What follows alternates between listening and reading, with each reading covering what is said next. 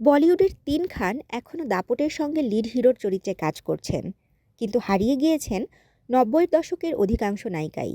তালিকায় রয়েছেন মনীষা কৈরালাও। সম্প্রতি এক সাক্ষাৎকারে মনীষা নিজেই বলেন, অনেকেই মনে করেন তিনি বুড়ি হয়ে গেছেন, তাহলে তিনি কি আর অভিনয় করতে পারবেন? কথা বলেছেন সে প্রসঙ্গেও।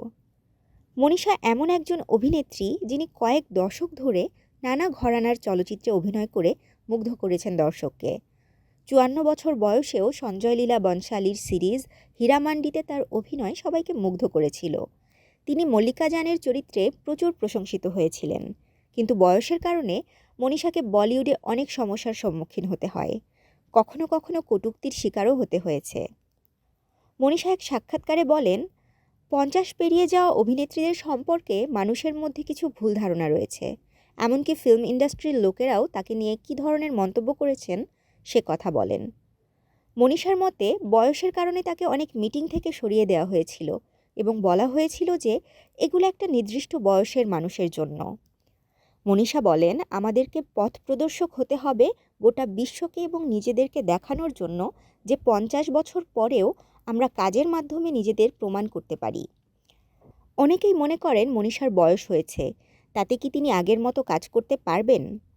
মনীষা বলেন, নারীরা খুব স্ট্রং ভূমিকায় অভিনয় করতে পারে। আমার আগে অনেক অভিনেত্রী এটা করেছেন এবং আমিও সেটা করতে চাই। আমি একজন শিল্পী হিসেবে এগিয়ে যেতে চাই।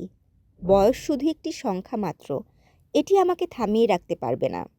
মনীষার প্রথম অভিনয় ছিল নেপালি রোমান্টিক নাটক ফেরি ভৌতালা। তিনি সুভাষ ঘাইয়ের সওদাগর চলচ্চিত্রের মাধ্যমে বলিউডে আত্মপ্রকাশ করেন এবং 1942 a love story, Bombay, Agnisakshi, Gupt, the hidden truth, Dil সের মতো সিনেমার সুবাদে জনপ্রিয়তা অর্জন করেন। দীর্ঘ বিরতির পরে মনীষা দিবাকর বন্দ্যোপাধ্যায়ের বিভাগে অ্যান্থোলজি ফিল্ম লাস্ট স্টোরিজ দিয়ে প্রত্যাবর্তন করেছিলেন। তাকে সর্বশেষ সঞ্জয় লীলা বনশালীর হীরামান্ডি দ্য ডায়মন্ড বাজার ওয়েব সিরিজে দেখা গিয়েছিল, যেখানে তিনি মল্লিকা জান নামে এক গণিকার চরিত্রে অভিনয় করেছিলেন। তাশরিফা তৃষা, তরঙ্গ টিভি।